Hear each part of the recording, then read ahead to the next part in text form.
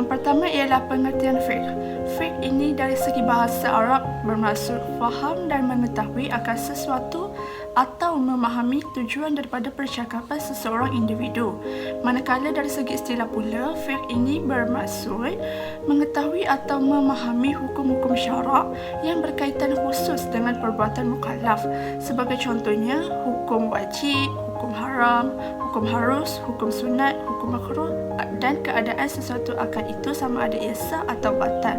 Secara ringkasnya, fiqh dari segi istilah ialah pengetahuan yang diperolehi daripada ijtihad manusia dalam membuat suatu rumusan hukum berdasarkan Al-Quran, As-Sunnah, Ijtima' dan juga Qiyas. Namun, pengertian fiqh dan pengertian kaedah fiqh adalah dua perkara yang berbeza. Seterusnya, kita akan bahas tentang pengertian bagi kaedah fiqh. Kaedah fiqh atau fiqhiyah berasal daripada perkataan Arab, iaitu qawaid dan fiqhiyah. Namun, dari segi bahasa, kaedah fiqh ini membawa maksud tapak, asas rumah dan juga prinsip. Manakala fiqhiyah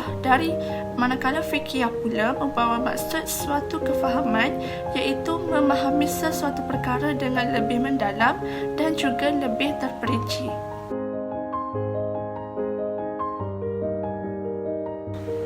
Menurut mazhab Syafi'i, terdapat 5 kaedah yang telah disepakati untuk digunakan dalam permasalahan hukum dan kelima-limanya dikenali sebagai ibu segala fiqh.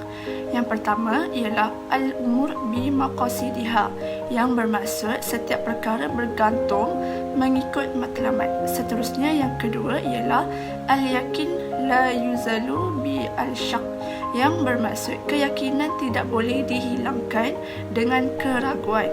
Kemudian yang ketiga ialah al-masyaqqah tajlibu al-taisir, yang bererti perkara yang sukar perlu dipermudahkan.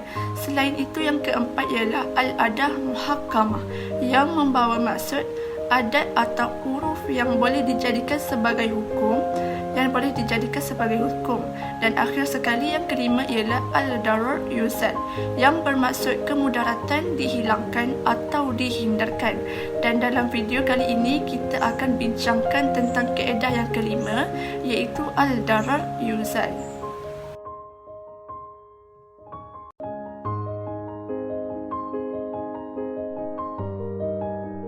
Pengenalan bagi al-darar yuzal. Apabila berlakunya sesuatu kemudaratan ke atas seseorang individu tersebut, maka Islam telah memberi jalan keluar dan keizinan kepadanya untuk menghilangkan mudarat yang telah menimpa dirinya itu. Namun dengan syarat, jalan keluar tersebut tidak boleh memudaratkan pihak lain.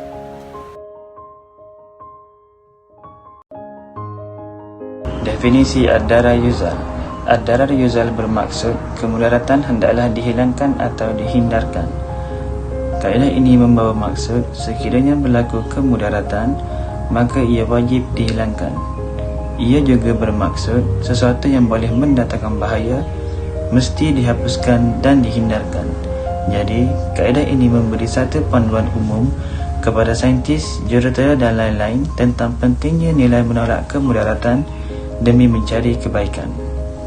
Konsep kemudaratan dan kesukaran serta kewajipan sewajarnya diberikan gambaran yang sebenar berasaskan panduan Islam dalam kaedah fiqh. Oleh itu, kerosakan dan kemudaratan kepada diri sendiri dan juga orang lain tidak boleh dilakukan, malah wajib dihindarkan atau dihilangkan, termaksud yang berkaitan dengan hak umum. Jumhur ulama juga menerapkan bahawa segala yang boleh memudaratkan kaum muslimin wajib dijauhi.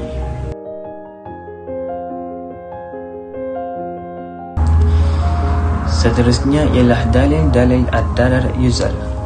Dalil yang pertama ialah, dan apabila kamu menceraikan isteri-isteri kamu, kemudian mereka menghampiri habis tempoh eddahnya, maka bolehlah kamu pegang mereka, yakni rujuk, dengan cara yang baik, atau lepaskan mereka dengan cara yang baik.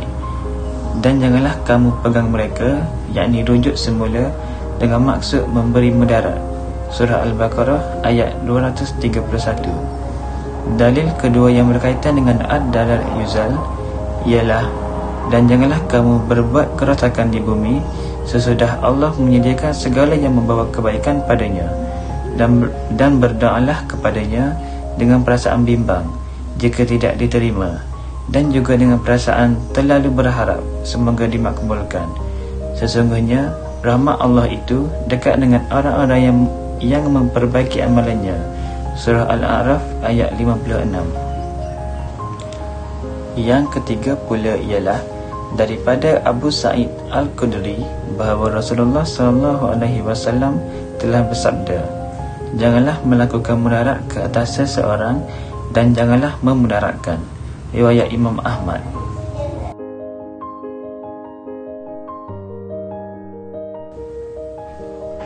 Contoh-contoh ad-darar yuzal. Yang pertama ialah jurus salib tidak boleh menggunakan bahan atau peralatan salib yang boleh memudaratkan pengguna dan berhias melampaui batas. Kedua, makanan yang disediakan dalam seni pastri atau penyediaan makanan hendaklah tidak mendatangkan mudarat dan halal. Ketiga, pentas persembahan mestilah dihias dan disusun dalam keadaan yang tidak mengundang bahaya, seperti tersadung atau terjatuh. Keempat, mereka fashion hendaklah tidak membuat rekaan pakaian yang membahayakan nyawa, seperti pakaian yang terlalu ketat sehingga tidak dapat bernafas dan menutup aurat.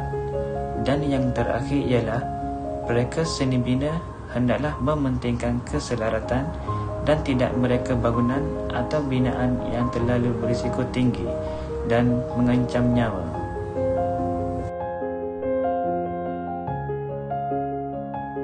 Seterusnya, apabila berlaku mudarat ke atas seseorang, maka kita perlulah menggunakan kaedah al-darur yuzal yang bermaksud kemudaratan mesti dihapuskan. Hal ini kerana setiap darurat yang berlaku wajib dihapuskan dan dihilangkan. Terdapat beberapa kaedah terbitan bagi al-darur yuzal. Antaranya ialah keadaan darurat mengharuskan tegahan. Dalam kaedah ini, perkara yang dilarang oleh syarak bertukar menjadi darurat kerana ianya adalah rukhsah, dan rukhsah ataupun kemudahan itu akan hilang jika hilangnya darurat itu, iaitu ianya akan kembali kepada hukum yang asal. Contohnya, keringanan dalam akad jual beli di mana ianya adalah sah jual beli barangan yang belum wujud ketika akad. Terbitan bagi al-darur yuzal yang kedua ialah apa yang dibolehkan ketika darurat diukur kepada kadar darurat tersebut. Keharusan melakukan sesuatu perkara yang dilarang ketika darurat adalah untuk menolak kemudaratan pada waktu itu sahaja. Dan jika kemudaratan itu hilang, maka pengharusan terhadap apa yang disandarkan kepada kemudaratan itu juga akan hilang dan ia akan kembali seperti sedia kala, iaitu tetap dilarang. Contohnya, seseorang berada dalam keadaan yang begitu kelaparan dan boleh membawa kepada kematian, dan pada masa itu juga hanya terdapat makanan yang haram, maka dia diberi pengharusan untuk memakan makanan yang haram itu sekadar alas perut dan bukannya untuk kenyang, dan setelah darurat itu makanan tersebut akan kekal haram baginya. Kaedah terbitan bagi al-darur yuzal yang ketiga ialah sesuatu yang menimbulkan kepada kemudaratan tidak boleh dihilangkan dengan kemudaratan. Sememangnya kita perlu menghilangkan kemudaratan, namun bukanlah dengan cara menimbulkan bahaya yang seperti itu juga. Maka dalam kaedah ini kita tidak dibenarkan sama sekali menghilangkan sesuatu kemudaratan dengan menimbulkan kemudaratan yang lain. Contohnya, seseorang penghutang tidak mahu membayar hutangnya kepada si pemiutang walaupun telah tiba waktu pembayaran. Namun, dalam hal ini tidak dibenarkan sama sekali kepada si pemiutang untuk mencuri barang hak milik si penghutang sebagai pelunasan terhadap hutangnya. Terbitan bagi al-darur yuzal yang keempat ialah menolak kepada perkara yang membawa kepada bahaya lebih diutamakan berbanding mengambil kebaikan ataupun kemaslahatan. Apabila berlaku pertembungan di antara memilih kemaslahatan ataupun kemudaratan, maka lebih diutamakan untuk kita menolak kemudaratan itu. Maka dalam hal ini kita perlulah mendahulukan tujuan penyingkiran kemudaratan berbanding kebaikan. Contohnya, ahli ditegah untuk menguruskan harta miliknya sekiranya pengurusan itu akan mendatangkan kemudaratan dan membahayakan orang lain. Kaedah terbitan bagi al-darur yuzal yang kelima ialah hajat menepati di dalam keadaan darurat. Apabila kita berada dalam keadaan yang memerlukan atau terdesak, maka diberikan keringanan untuk melakukan perkara yang ditegah. Sebagaimana kita diharuskan untuk melakukan perkara yang dilarang oleh syarak ketika dalam keadaan darurat. Sekiranya seseorang itu berada dalam keadaan perang dan tidak ada benda lain yang halal baginya, maka disarankan untuknya memakan harta rampasan perang di negeri kafir harbi, tetapi tidak disyaratkan kepadanya untuk memakan harta itu. Ialah kaedah-kaedah terbitan dalam isu semasa. Isu semasa yang pertama ialah penangguhan ibadah haji pada tahun 1441 Hijrah kerana penularan COVID-19. Kaedah terbitan yang diaplikasikan kepada situasi ini ialah menolak kemudaratan adalah terlebih utama berbanding meraih kepentingan atau kemaslahatan. Kaedah ini digunakan bagi menolak kemudaratan COVID-19 sekiranya ibadah haji dibenarkan. Seperti yang kita tahu, ibadah haji sememangnya mengandungi kebaikan atau kemaslahatan yang begitu penting kepada umat Islam. Namun, darurat yang akan dijangkakan berlaku hasil daripada perhimpunan kira-kira 2 juta umat Islam dari seluruh dunia sewaktu musim haji amatlah wajar ditolak. Maka dalam hal ini, ibadah haji wajar ditangguhkan seketika semasa penularan COVID-19. Seterusnya ialah isu pesakit klef ataupun sumbing yang disarankan untuk menjalankan pembedahan bagi memulihkan atau membaiki kecacatan sejak lahir yang boleh membawa kepada kemudaratan. Kaedah terbitan yang digunakan dalam situasi ini ialah hajat menepati di dalam keadaan darurat. Mungkin sesetengah masyarakat keliru dengan pembedahan pesakit klef yang dianggap sama seperti pembedahan plastik yang diharamkan. Namun, dalam hal ini, niat bagi memulihkan penyakit adalah dibenarkan. Tetapi bagi individu yang melakukan pembedahan plastik semata-mata untuk tujuan kecantikan, maka hukumnya adalah haram. Terakhir ialah isu jawatan kuasa fatwa yang memutuskan bahawa penutupan masjid perlulah dilanjutkan sehingga jangkitan COVID-19 semakin beransur pulih dan jumlah jangkitan juga dapat dikawal dengan baik. Kaedah yang digunakan dalam isu ini ialah menolak kemudaratan adalah lebih utama berbanding meraih kepentingan atau kemaslahatan. Jadi perkara ini adalah sangat wajar kerana ianya dilakukan sebagai langkah pencegahan untuk memastikan pemeliharaan nyawa serta kebaikan masyarakat setempat. Seperti yang dapat kita lihat pada hari ini, banyak persoalan yang telah timbul daripada penutupan masjid dan penjarakan saf salat kerana didapati adanya darar iaitu kemudaratan yang disebabkan oleh wabak COVID-19. Jadi atas alasan darar, banyak masjid di negara kita telah ditutup dan saf dijarakkan. Jadi kita akan lihat sama ada alasan darar ini boleh digunakan sebagai hujah untuk membolehkan masjid-masjid ditutup dan saf dijarakkan. Hujah ini bernilai di sisi syarak kerana adanya nas yang bersandarkan kepadanya dan perlu dibincangkan jika ia membawa kemudaratan kepada masyarakat. Terdapat hadis yang mengatakan la darar wa la dirar fi Islam, yang bermaksud tidak boleh ada bahaya atau tidak boleh menyebabkan bahaya dalam Islam. Hadis riwayat At-Tabrani dan hadis itu merupakan hadis sahih. Daripada nas ini, ulama telah membangunkan kaedah fiqh berkenaan dengan hukum darar. Jika sesuatu itu terdapat darar, maka hukumnya adalah haram dan sesuatu tersebut tidak boleh dilakukan. Selain itu, terdapat juga hadis yang lain mengenai darar, iaitu barang siapa yang membahayakan orang lain, maka Allah akan membahayakan dia, dan barang siapa yang mempersulitkan orang lain, maka Allah akan mempersulitkan dia. Daripada hadis yang kedua ini, ulama telah membangunkan kaedah fiqh iaitu al-aslu fi mudari at-tari, iaitu hukum asal untuk sesuatu yang membahayakan adalah haram. Yang membahayakan ini terbahagi kepada dua, iaitu benda dan perbuatan, dan kedua-duanya adalah haram. Dari segi benda, ia terbagi pula kepada dua keadaan yang menjadikan benda itu haram. Yang pertama ialah benda itu sendiri yang merupakan benda yang membahayakan. Sebagai contoh, racun dan hukumnya adalah haram. Yang kedua ialah suatu perkara dalam suatu keadaan yang tertentu.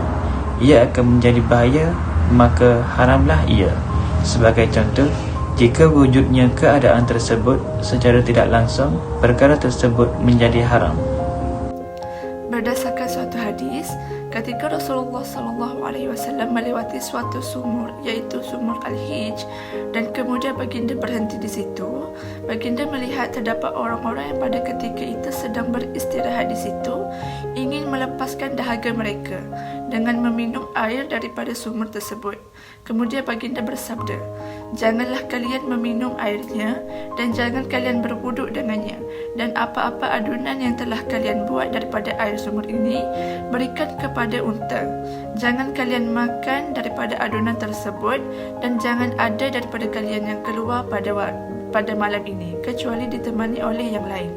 Jadi, berdasarkan daripada hadis ini terdapat dua larangan daripada Rasulullah, iaitu yang pertama ialah larangan untuk meminum air di sumur Al-Hij. Sesiapa yang ada di situ tidak dibenarkan meminum air daripada sumur tersebut dan tidak dibenarkan berwuduk dengannya.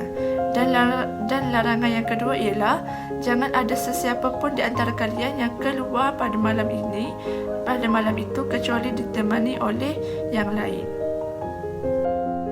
Oleh itu, berdasarkan hadis inilah ulama telah mengambil satu lagi kaedah darurat, iaitu setiap bahagian daripada bahagian-bahagian yang mempunyai hukum harus, apabila terdapat bahaya atau perkara yang boleh mendatangkan bahaya, maka bahagian itu menjadi haram, manakala bahagian lain hukumnya tetap harus.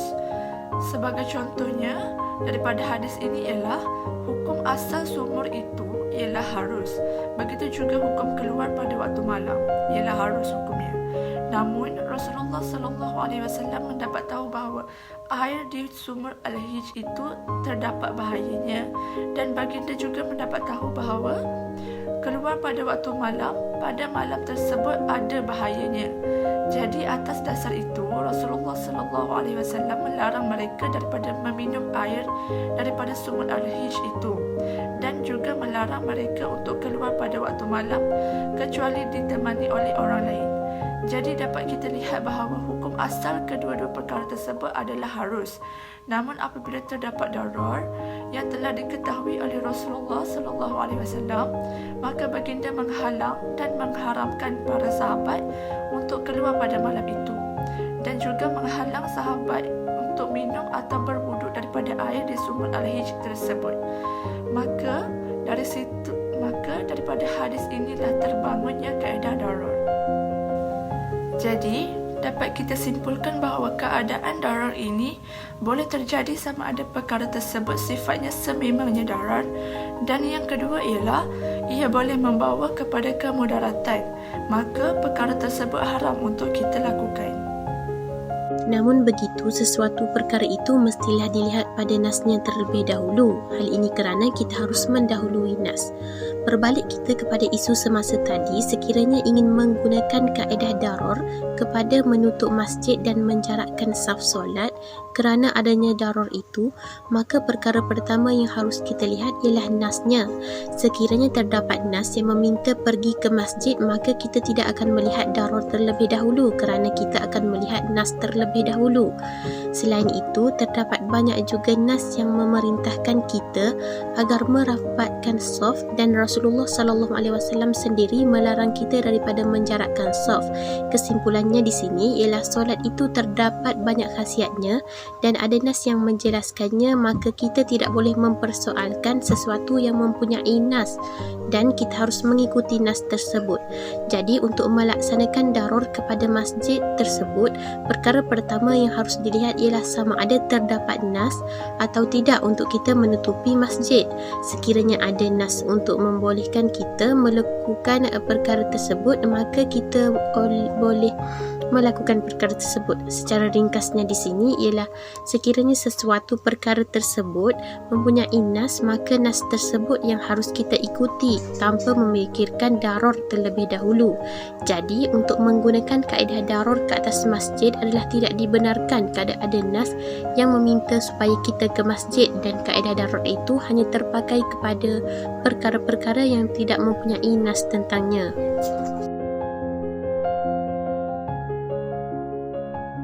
Agama Islam adalah agama yang sangat mudah. Hal ini demikian kerana Islam memudahkan perkara yang kita anggap sebagai beban. Kaedah fiqh yang keempat iaitu al-darul yuzal menunjukkan bahawa Islam memudahkan setiap perkara yang dianggap beban oleh manusia. Jadi kita sepatutnya mensyukuri dan menghargai kurniaan yang Allah SWT berikan kepada kita. Dalam masa yang sama, kita juga tidak boleh menyalahgunakan kemudahan ataupun rukhsah yang diberikan dalam agama Islam bagi tujuan maksiat.